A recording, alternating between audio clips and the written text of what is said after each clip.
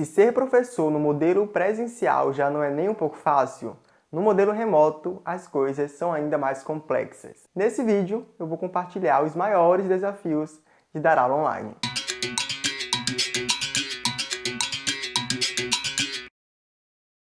Oi, povo!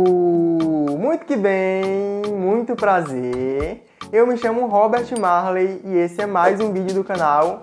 E hoje eu voltei aqui para compartilhar um pouco mais da minha experiência enquanto professor, enquanto estagiário, enquanto alguém que está na sala de aula, não da forma que esperava, que imaginava, mas da forma que a gente está podendo aí estar nesse momento. E assim, eu postei há pouquíssimo tempo aqui no meu canal um vlog da minha semana, em que eu gravei aí de segunda a sexta, tudo que eu faço. E foi um vlog muito interessante porque assim, eu estava em final de semestre, eu estava estagiando em 2 escolas, inclusive um desses estágios já acabou, e eu compartilhei muito de como eu me organizo para dar conta das demandas. Então se você ainda não viu esse vlog, vai assistir. Eu vou deixar linkado aqui embaixo na descrição do vídeo e também passando aqui nos cards. E nesse vídeo aqui eu separei poucos desafios que eu tenho enfrentado nesse meu início aí como professor, tá? Que assim, não é professor oficial não, tá gente? É estagiário mesmo. Mas eu estou assumindo turmas. Eu faço todo o processo aí da dinâmica da aula. Eu preparo aula, eu dou aula, eu corrijo atividade. Então assim, praticamente um professor. Então se você gosta desse tipo de vídeo, deixa aquela curtida, que é onde eu vou saber aí se está sendo aprovado esse tipo de conteúdo. E vou preparar mais e trazer aqui para o canal. Se inscreve também, caso não seja inscrito ou inscrita ainda, porque aqui tem vídeo novo toda semana. Então não esquece desse compromisso que se você não tinha, você passa até agora comigo aqui, tá bom? O primeiro desafio que eu separei aqui para compartilhar é o da evasão, a saída de estudantes nesse contexto pandêmico. No estágio que eu estava e acabou de finalizar há pouquíssimo tempo, eu estava dando aula para o terceiro ano do ensino médio e eu peguei 3 turmas do terceiro ano. Era o terceiro ano A, B e C. E nessas 3 turmas, eu tinha um total de 90 alunos matriculados. Agora me pergunte se esses 90 estavam frequentando as aulas. A resposta é óbvia. Claro que não. Eu dei aula para no máximo 10 alunos. Nas várias semanas de estágio, eu nunca cheguei a dar aula para mais de 10 pessoas e eu já dei várias aulas para menos que isso. 6 pessoas, 5 pessoas, 4 pessoas. Já teve uma semana que eu dei aula para 4 alunos. Então, a evasão de estudantes é o fato de não ter estudantes frequentando as aulas e um número significativo, uma grande maioria, isso me deixa muito preocupado. E o que mais me dói, eu acho, é saber que eu não controlo isso. Porque a gente sabe que o principal motivo dessa evasão são problemas estruturais. E a pandemia serviu para escancarar muito isso. Para mostrar aí quem são aqueles alunos que conseguem ter uma trajetória no modelo remoto muito mais tranquila e aqueles que são impactados aí, sofrem por várias questões e não conseguem dar continuidade aos estudos. E são vários os motivos que levam à evasão. E todos eles estão ligados a problemas que são estruturais, né? A falta de oportunidade que a gente tem na sociedade brasileira. Então vai desde dificuldade com o acesso. Muitos alunos não têm computador, acessam pelo celular, então muitos não têm um celular de qualidade, então acabam não conseguindo muitas vezes assistir às aulas de uma maneira tranquila. Muitos também são impactados pela própria dinâmica de casa, porque tem muitos irmãos, tem que cuidar dos irmãos, tem que arrumar a casa, limpar a casa e tem que conciliar essas várias demandas com o assistir das aulas ainda. Acesso à internet também é uma outra questão. Um número significativo de alunos não tem Wi-Fi em casa, acessa pelo 3G e pelo 4G. Então isso envolve o quê? Ter grana para colocar crédito, envolve morar em uma localização em que pegue ali o 4G de uma maneira que consiga assistir às aulas, ter acesso à internet de qualidade. Todos esses problemas que eu listei aqui causam muitas vezes um desânimo no estudante. Ele não consegue manter uma constância nas aulas e aí muitos acabam desistindo no meio do caminho. Um número significativo não chega nem a começar, né? Mas muitos também acabam abandonando no meio do caminho, o que é tão complexo quanto. Então assim, são várias questões que perpassam aí o cotidiano desses alunos e faz com que seja muito mais complexa essa jornada. A gente tem que pensar também quem são esses estudantes que estão matriculados no ensino público e que estão tendo aí a sua trajetória impactada, né? Muitos por falta aí de auxílio, de apoio de instituições que deveriam estar incentivando e garantindo a permanência dessa galera. São estudantes, a sua grande maioria, negros, pobres e negros. É isso que acontece. Então, é esse grupo que está sendo impactado de maneira muito intensa nesse modelo remoto. E me dói muito saber que eu não tenho um poder real para mudar essa realidade. Infelizmente, o problema é muito mais complexo, é muito mais profundo e envolve aí uma ação coletiva para a gente conseguir resolver essas questões. Mas assim, esse é um desafio muito intenso, muito forte que eu tenho enfrentado e tem sido muito punk perceber isso na prática e se sentir impotente diante de algo que é tão mais profundo. Um outro desafio que eu separei aqui para compartilhar é o ter que fazer tudo em casa. Como assim? Mano, é muito esquisito eu estar numa casa onde é o meu ambiente de trabalho, é o meu ambiente de lazer, é o meu ambiente de descanso, tudo eu faço dentro de casa. Então eu preparo aula, eu dou aula, o pós-aula também é dentro de casa. É eu enclausurado aqui dentro de casa. É muito esquisito, é muito chato, é pouco dinâmico. E muitas vezes é muito desestimulante também, sabe? Eu fico lembrando muito quando eu estava no modelo presencial, eu não cheguei a ser professor no modelo presencial não, mas eu já fui aluno, né, no modelo presencial, tanto na escola quanto na faculdade também. E sabe aquele momento de trajeto até o lugar que você estuda, que você vê pessoas, que você olha as coisas, passa por lugares diferentes? Cara, eu tinha que ter valorizado mais isso.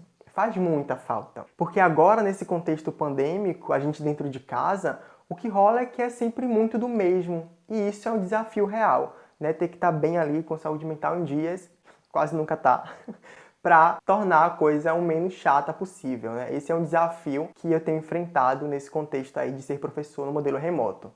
Um outro desafio que eu separei aqui para falar também é o da frieza das telas. Gente, isso buga muito minha cabeça. Bugou muito mais no comecinho ali e ainda é muito esquisito para mim. Porque pensa, quando eu entrei na faculdade de História para fazer licenciatura, eu entrei sabendo que eu seria professor e que eu iria estar no ambiente da sala de aula presencial, né? Não tinha outra possibilidade na época, e que era isso que ia acontecer. E aí do nada, né? Não foi bem do nada, mas assim, vem uma pandemia que impacta com tudo e que faz com que a gente tenha que se adaptar a uma outra forma de dar aula, que é a forma online. Então eu fico dando aula para um monte de quadradinhos com fotos, uns sem fotos e com nomes. Eu dou aula para isso. Parece que eu tô dando aula assim para um robô, sabe? Tipo, é eu gravando um vídeo pro YouTube. Só que eu escolhi estar aqui no YouTube falando com o celular na minha frente. Saber que eu estou estagiando, me preparando para ser um professor, mas nesse modelo online, vendo fotos de pessoas e nomes, é muito doido. Nesse estágio meu que encerrou agora, todas as aulas que eu dei, ninguém ligou a câmera. Então eu comecei o estágio e eu acabei o estágio sem ver a cara de nenhum aluno meu. Eu ouvia de vez em quando eu perguntava algumas coisas, aí eles respondiam, porque ainda tem essa também. Quando respondiam, eu ouvia a voz de um ou outro, mas assim, eu não sei como que é um aluno meu, uma aluna minha, aqui ó, frente a frente, cara a cara, como que ele gesticula, como que ele se movimenta, como que ele age. Eu não sei. Eu só vejo fotos, eu só vi fotos e nomes ali por vários meses. Isso foi assim, isso mexeu muito comigo. E ainda tem sido um desafio intenso, né? Porque eu segui no outro estágio, que é a mesma coisa que acontece. A sala de aula presencial é aquele calor humano, né? Você vê pessoas, você tá entendendo ali. Eu não sei se o meu aluno ele só ligou lá a aula e saiu. Se ele tá dormindo, se ele tá lavando o prato enquanto me ouve. Eu não sei o que é que ele tá fazendo. Não sei se ele tá gostando da aula também, se ele tá entendendo a aula. É muito assim, é muita interrogação que fica. Eu não sei como que aquele meu aluno tá reagindo. Se fosse no presencial, eu estaria percebendo ali na dinâmica da aula se ele tava gostando, se ele tava odiando, se ele tava dormindo. E eu não vejo isso, eu não experimento isso no modelo online. Então, é assim, é uma grande interrogação mesmo.